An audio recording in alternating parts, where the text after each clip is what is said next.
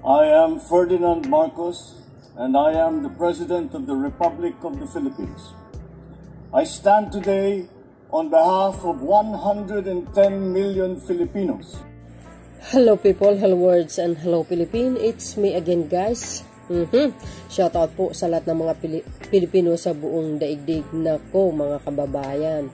Nakikita nyo ba yung nakikita ko? Yan po si BP Sara. Nako, sinampahan na ng kaso ng Makabayan Black mga besyang. Talaga naman sa korte sinampahan na ng kaso si BP Sara sa korte. Tapos ito naman si Castro, sinampahan niya ng kaso si dating Pangulong Duterte guys. Talagang okay yung mga taktika nila, no? Ay, maaga yan guys para inuuna nila talaga yan si BP Sara na talagang sirain. Sige. Well, anyway, para sa akin naman mga kababayan, nagsampa sila ng kaso tungkol dito po sa 125 million na contingent fund galing sa Pangulo transfer to the OBP. Ang sa akin naman, kung yan ay labag sa batas, of course guys, hindi ililipat yan kay BP. Kasi, pangalawa, ay una-una, ang Executive Secretary ng Pangulong Marcos Jr. ay dating Chief Justice. So, ibig sabihin, alam niya, no? Kasi sabi nga ng mga anti-government, ano guys, yung mga nagsasampa ng kaso, labag daw sa batas. Paano yung naging labag sa batas? Puro naman abogado ang nakapalibot sa kay Pangulong Marcos Jr. And of course guys, si Executive Secretary, dating Chief Justice, si Attorney Lisa, alam po naman siguro yan. Paano nagiging labag sa batas? Well, hindi naman tayo abogado, pero parang napag-isip ko din, bakit kaya, paano nangyari yun, ano? So, ganun pa man, malalaman natin yan guys, pag nagharap sila sa korte. Pero para sa akin naman, no, yung 125 million na yan, for sure may resibo po yan. Kasi nga sabi ni BP Sara, mas maganda yan para matapos na daw issue na dalhin sa korte. Alam nyo, inalagaan niya din yung kanyang yung kredibilidad ng kanyang pagkatao na ayaw niya din dungisin. So, for sure yan guys, na ipapakita niya lahat kung saan napunta ang 125 million. Actually, marami kasi isang project din naman. Katulad na yung satellite, pagbibigay ng mga bag sa bawat eskwelahan sa bawat region, yung magnegosyo taday, yung tree planting niya, at marami pa actually, no? Hindi natin maisa-isa yan. Sabi nga ni Barry, yung abogado ni Lini, si BP Lini daw dati, wala namang confidential fund. Okay. Sobrang linis nila guys. Sa totoo lang, napakalinis talaga nila, no? So anyway, walang confidential fund si Lini. Paano maging may confidential fund yun? Wala naman siyang project na malalaki. Paano magkaroon ng confidential? Saan niya lalagay? Yung budget ng Office of the Vice President, saan napunta? May nakita ba kayong mga project na malalaki? Para sa akin, wala Walang nakikita. Wow, galing So, ayun mga kababayan, for sure, haharapin ni BP Sara yan sa korte at kompleto rekado yan. I don't think na mayroong kurakot na nangyari. Wala yan. 100% yan mga kababayan. Ngayon, pag napatunayan na walang anomalya na nangyari, walang kurakot sa 125 million, mapapahiya yung mga nagsasampa ng kaso. Sampal sa pagmumuka nila yan, mga kababayan. Siyempre, gagawin ni BP Sara ang kanyang pwersa na para patunayan na walang kurakot na nangyari sa 125 million at napunta yan sa mga proyekto niya. Mag-research kayo sa website guys kung saan napunta, kung ano mga project niya para malaman nyo, no? So, ayun guys, pakinggan nyo yung kanyang sinasabi. At sinagot niya po ang Makabayan Black sa pagsampa ng kaso. At mayroon din po guys na balita tungkol dito sa pagsasampa ng kaso ng mga Makabayan Black. Kasama na po yan si Barry tsaka yung Mr. Munsod. Marami sila Sila lang naman ang nag-iingay at guys, laging nagsasampa ng kaso.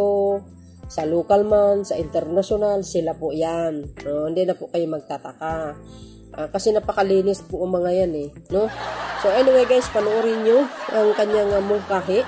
At sana wala nang away-away.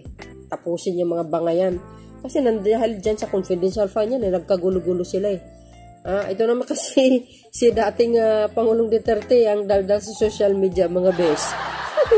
Well, kasi may edad na. Siguro, intindihin nyo na lang. Ganun pa man, sana pagsabihan na lang siya na wag na lang magkuda-kuda. Kasi masisira ang reputasyon ng kanyang anak dito kung panay kuda-kuda. Sa bagay, guys, sa isang banda, hindi mo rin masisisi ang isang ama. Pinagtatanggol lang yung anak, no? Ganun yun, no? Pero, all in all, sana wag na lang siyang sumali sa mga ganyang usapin. At isa pa, pagtapos is tapos na. Wag nang magkuda-kuda sa social media. Lalo itong mga DDS guys sobrang iingay. Sasama ng mga pinagsasabi nila. Ay nako, magtigil-tigil kayo. So anyway guys, pakinggan nyo. But before that, don't forget to like, hit the button bell para laging update sa aking upload videos. Bye, bye, bye. Baboos! God bless, Philippines! Commissioner Gus Lagman at Attorney Barry Gutierrez ang pag-aayin sa Korte Suprema ng 49 na pahinang petisyon laban sa confidential funds ng Office of the Vice President. Pinapadeklara nilang unconstitutional ang paglipat ng 125 million pesos mula sa contingency fund ng Office of the President para maging confidential funds ng OVP. Gate ng petitioners, dapat ibalik ng OVP ang perang ito sa National Treasury. Ito pong pera na ginagamit nila ay pera na nagagaling sa publiko. Ang pag ginagastos po nila ito, dapat ipinaliliwanag nila, unang-una, dapat po yan naka-budget. Kaya nga po meron tayong legislature, silang nag-a-approve ng budget. So dapat po yan dumadaan sa tamang proseso. Ayon sa petitioners, dapat malinaw kung tama ba ang ginawang paglipat ng pondo sa OVP. Kapag hindi sinunod, itong mga patakang ito ay nagbubukas ng pinto para sa abuso at para sa paggastos ng ating pera nang walang maliwanag na sigurado ka? Walang maliwanag anong abuso? Na paliwanag. Bukod kina Lagman at Gutierrez, ilan pa sa mga petitioner ay sina Christian Monson na isa sa mga framer ng 1987 Constitution at ang ekonomistang si Shelo Macro na kamakailan ay nag-resign bilang Finance Undersecretary.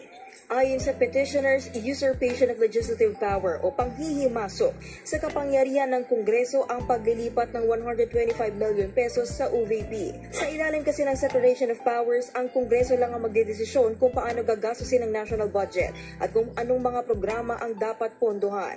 Inexistent item o wala daw kasi sa 2022 national budget ang 125 million pesos na confidential funds ng OVP na ayon sa report ng Commission on Audit ay ginasta sa loob lamang ng 11 araw.